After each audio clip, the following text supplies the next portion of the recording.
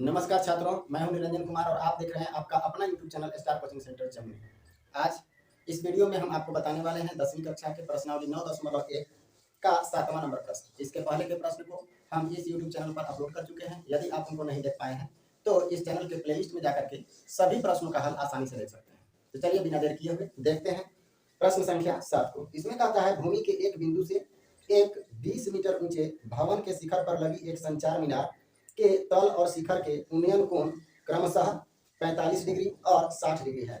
मीनार की ऊंचाई ज्ञात कीजिए। हमको क्या करना है, सबसे पहले ये बोला कि ये एक कोई भूमि है और भूमि के किसी एक बिंदु से एक भवन के, ये जो भवन है उसका ऊंचाई दिया गया है हमारे पास कितना, 20 मीटर, यानी 20 मीटर ऊंचा एक भवन है और यहाँ से या इस भवन के ऊपर एक संचार मीनार लगा हुआ है, यानी टावर जिसको आप बोल सकते हैं, संचार मीनार लगा हुआ है। अब इस संचार मीनार का क्या निकालना है, हमको ऊंचाई निकालना है। तो संचार मीनार का ऊंचाई हमको पता नहीं है तो इसके स्थान पर हम लोग क्या लिख सकते हैं, एच, यानी यही हमको ज्ञात करना है, हम एच को ज्ञात करेंगे। आगे क्या बोला उसको देखते हैं। इसके बाद कहा मीनार के तल और शिखर के उन्नयन कोण, यानी इस बिंदु से, जो इस भूमि पर बिंदु है उस बिंदु से इस संचार मीनार के शिखर और तल दोनों दिया हुआ है, तल और शिखर का उन्नयन कोण दिया हुआ है। तो इसका तल का जो उन्नयन कोण है वो दिया गया है आपका 45 डिग्री। तो ये आपका कितना दिया हुआ है, 45 डिग्री। और इसी संचार मीनार के शिखर का इस बिंदु से, उसी बिंदु से जिस बिंदु से उस समय लिया गया था, मतलब जो बिंदु यहाँ है उसी बिंदु पर से यहीं से इस शिखर का उन्नयन कोण आपका दिया गया है कितना, 60 डिग्री। अब हमको ये पता करना है कि आखिर मीनार की ऊंचाई और भवन की ऊंचाई क्या होगी। तो सबसे पहले ध्यान दीजिएगा, यदि हम ए बी एक भवन मान लें कि ए बी एक भवन है और ए सी एक संचार मीनार है, क्लियर है, ए बी के ऊपर ए सी एक क्या है, संचार मीनार है और भूमि के एक बिंदु डी से इस संचार मीनार के तल यानी बिंदु ए का उन्नयन कोण 45 डिग्री, जबकि उसके शिखर सी का उन्नयन कोण 60 डिग्री दिया गया है। इतना क्लियर है। इतना अगर क्लियर हो जाए तो आगे हम दो त्रिभुज देख रहे हैं जो समकोण त्रिभुज है, दो, कौन कौन, ए बी डी और सी बी डी, दो समकोण त्रिभुज हैं। दोनों समकोण त्रिभुज में चल करके और हम इस मीनार की ऊंचाई को आसानी से ज्ञात कर सकते हैं। तो चित्र हमारा तैयार हो गया है। अब हम लोग गिवन लिखेंगे, यानी क्या दिया हुआ है उसको लिखेंगे। लिखेंगे दिया हुआ है, दिया हुआ है, क्या दिया हुआ है उसके बारे में बात करते हैं। इसमें ए बी सी डी करके और ए बी जो भवन की ऊंचाई है वो हम लोग अपने से मान रहे हैं कि ए बी भवन की ऊंचाई है, तो वहां पे हमको माना की लिखना पड़ेगा। लिखेंगे माना की ए बी एक भवन है जिसकी ऊंचाई, भवन है जिसकी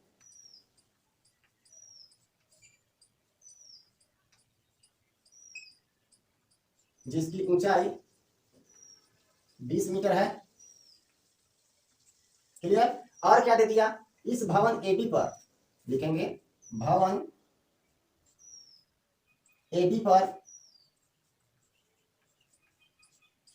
एसी एक संचार मीनार है,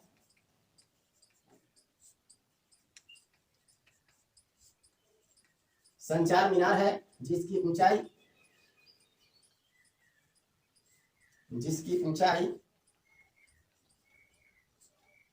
एच है। हम लोग अभी इस संचार मीनार का ऊंचाई क्या मान लिए हैं, एच मान लिए हैं। अब यहाँ पे जो थीटा का वैल्यू दिया गया है उसको भी हम लोग लिख लेते हैं। लिखेंगे बिंदु डी से या भूमि के बिंदु डी से, भूमि के बिंदु डी से मीनार के तल और शिखर का उन्नयन कोण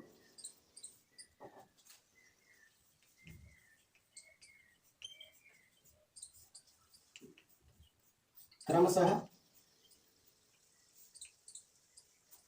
45 डिग्री तथा 60 डिग्री है। इतना ही दिया हुआ था, जितना दिया हुआ था हम लोग लिख चुके हैं। अब हम लोग दोनों समकोण त्रिभुज में चल करके और किसका ऊंचाई ज्ञात करना चाहेंगे, एसी का ऊंचाई, यानी मीनार की जो ऊंचाई है एच, उसको हम लोग ज्ञात करना चाहेंगे। एक बात और, यहाँ पे ये जो हमारा दिया गया है उसको हम लोग भवन बोले हैं, यानी ये भवन है और ये क्या है, ये है मीनार। क्लियर है? तो ये मीनार है ऊपर वाला और नीचे वाला भवन है। अब हम लोग आगे बढ़ते हैं। आगे जब बढ़ेंगे तो लिखेंगे समकोण त्रिभुज, समकोण त्रिभुज ए बी डी में, ए बी डी में। अब यहाँ पे हमको ये ध्यान देना है कि निकालना क्या है और दिया हुआ क्या है। इसमें देखिए ए बी हमारे पास दिया हुआ है, तो ए बी आखिर क्या है इस समकोण त्रिभुज का। तो इस समकोण त्रिभुज का थीटा के सामने वाला भुजा लंब कहलाता है, तो ये लंब है। अगर ये लंब है और ये वाला आधार है, क्यों? क्योंकि इस समकोण के सामने वाला कर्ण हो गया, ये लंब हो गया, ये कर्ण हो गया, तो ये पक्का बेस होगा यानी आधार होगा। अब यहाँ पे लंब है, अगर लंब की सहायता से हम आधार निकालें तो जब हम इस बड़े वाले त्रिभुज में चलेंगे तो इसमें ये वाला लंब और ये वाला आधार लिखेंगे और ये वाला आधार का मान हमको पता होगा तो एच अपने आप निकल जाएगा। तो हम लोग सबसे पहले ये लंब है और ये आधार है, तो कौन से त्रिकोणमितीय अनुपात में लंब और आधार का संबंध आता है, तो वो आता है tan थीटा में। कौन सा? tan theta. tan थीटा बराबर क्या हो जाता है, लंब बटा आधार, तो लिख लेंगे लंब बटा आधार। अब ध्यान दीजिएगा tan थीटा, तो tan और थीटा के स्थान पर कितना लेना है हमको, 45 डिग्री, तो यहाँ ले लीजिए 45 डिग्री बराबर लंब हमारे पास क्या है, ए बी, यहाँ लिख लेंगे ए बी बटा आधार क्या है, बी डी, यहाँ पे लिख लेंगे बी डी। अब चलिए वैल्यू पुट कीजिए, तो tan 45 का वैल्यू होता है 1 बराबर ए बी का वैल्यू हमारे पास दिया है कितना, 20 मीटर, तो यहाँ लिख लेंगे 20 और बटा बी डी का वैल्यू हमारे पास नहीं है, तो यहाँ हम लोग क्या लिख लेंगे, बी डी।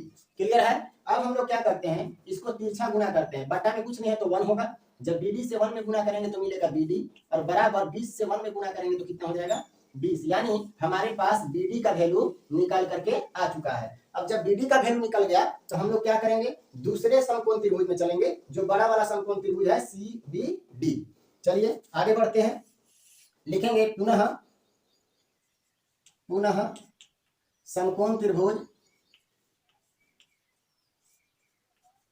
क्या नाम था उसका, CBD में, CBD में क्या होगा, ध्यान देंगे, ये हमारा क्या कहलाएगा, लंब कहलाएगा। क्यों? क्योंकि थीटा के सामने वाला भुजा है, तो लंब और ये आधार का वैल्यू हमारे पास मालूम है, तो आधार का वैल्यू मालूम है और लंब का कुछ भाग हमको चाहिए, तो हम लोग लंब और आधार के रिलेशन वाले त्रिकोणमितीय अनुपात को लेकर के चलेंगे, तो वो किसमें आता है, tan में, तो हम लोग लिखेंगे tan थीटा के स्थान पर कितना है, 60 डिग्री इज इक्वल टू, सूत्र क्या होता है, tan थीटा बराबर लंब बटा आधार, तो लंब हमारे पास क्या है, लंब है इस त्रिभुज के लिए यानी CBD के लिए, ये जो BC है वो हमारा क्या कहलाएगा, लंब, तो यहाँ हम लोग क्या लिख देंगे, लंब के जगह पर लिखेंगे BC बटा आधार क्या होगा हमारा, आधार है BD, तो यहाँ पे क्या लिख देंगे, BD। अब चलिए आगे बढ़ते हैं, tan 60 का वैल्यू क्या होता है, √3, तो √3/1, कुछ नहीं है तो 1 लिखा जा सकता है बराबर BC का वैल्यू हमारे पास है क्या, तो BC का वैल्यू डायरेक्ट पूरा के पूरा BC का वैल्यू तो नहीं है लेकिन टुकड़ा के रूप में है, ये जो BC का वैल्यू है उसको हम लोग दो भाग में तोड़ करके लिखेंगे, क्या क्या लिखेंगे, AB प्लस AC, यहाँ हम लोग BC को लिख सकते हैं AB प्लस AC और बट्टा में BD का वैल्यू हमारे पास देखिए निकला हुआ है कितना, 20, तो यहाँ पे हम लोग क्या लिख लेंगे, 20।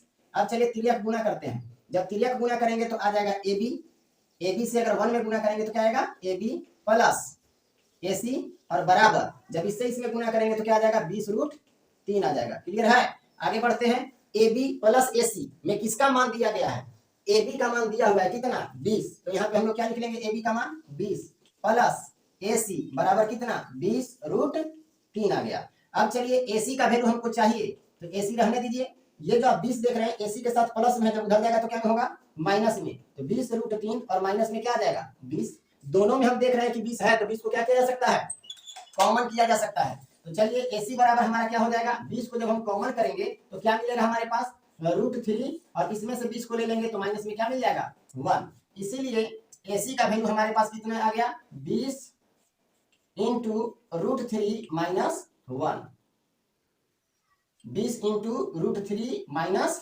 1, और ये किस चीज में आएगा, मीटर में, क्योंकि हमारा जो वहां भवन का ऊंचाई दिया गया था वो मीटर में था, तो ये भी किस माप में आएगा, मीटर होगा। अगर आप इसको ऐसा लिखना चाहें तो लिख सकते हैं, अतः मीनार की ऊंचाई, मीनार की ऊंचाई जिसको हम लोग क्या माने थे, h, तो h बराबर कितना आ गया, h बराबर जो हमारे पास वैल्यू आया है वो है 20 इंटू √3 - 1 यही मीटर में आया है और यही हमारा क्या है आंसर। उम्मीद है समझ में आया होगा। यदि समझ में आया हो तो चैनल को लाइक करें, शेयर करें और पहला बार देख रहे हैं तो सब्सक्राइब करें, क्योंकि इसी तरह का वीडियो आपको लगातार इस चैनल पर हमेशा मिलता रहेगा। धन्यवाद।